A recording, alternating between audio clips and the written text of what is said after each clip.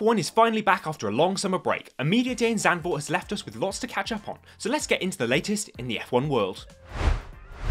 We were straight back in this morning with a driver market announcement as Haas announced that they will retain both of their drivers, Kevin Magnussen and Nico Hülkenberg, for 2024. In doing so, Haas have chosen to stick with an experienced-based lineup, with the hope that their drivers' combined 346 Grand Prix starts will help carry the team forward for the next season. Since joining the team at the start of the 2023 season, Nico Hülkenberg has had an impressive run of form, having reached Q3 6 times and scoring the team's best finish of 7th in the Australian Grand Prix earlier this year. Kevin Magnussen's future with the team was a little more in doubt as his performances haven't quite matched up to Nico so far this year, but he has scored 2 of the team's points finishes and his experience with the team no doubt is what Gunther and Jean see as a valuable asset.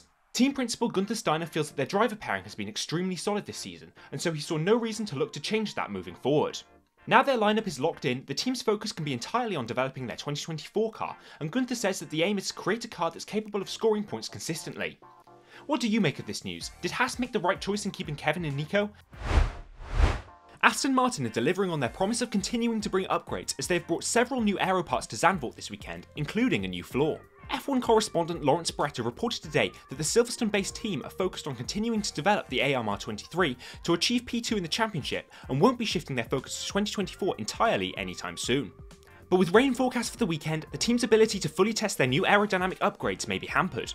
Their technical director Dan Fallows has said that rain during free practice will make their job harder, and their aim will be to strike a good balance between data collection and minimising the chance of damaging parts by going out in inclement weather. Aston Martin are heading into the weekend with the aim of fighting for points with both drivers to strengthen the possibility of achieving P2 in the Constructors' Championship by the end of the year.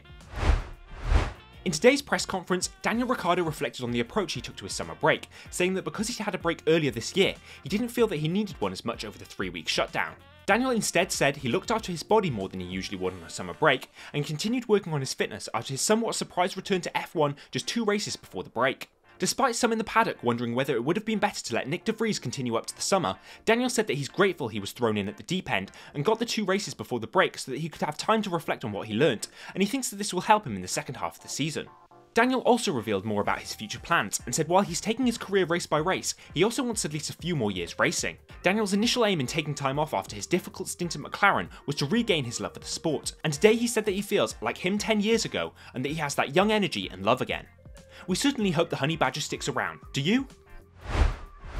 And with that, you're up to speed on the stories from the paddock in Zandvoort ahead of the action on track tomorrow. What do you make of these stories? Let us know in the comments and like this video if you enjoyed it. And for all of the latest as it happens, subscribe to our daily email newsletter The Debrief through the link in the description, and of course, subscribe to Apex for the latest in the F1 world.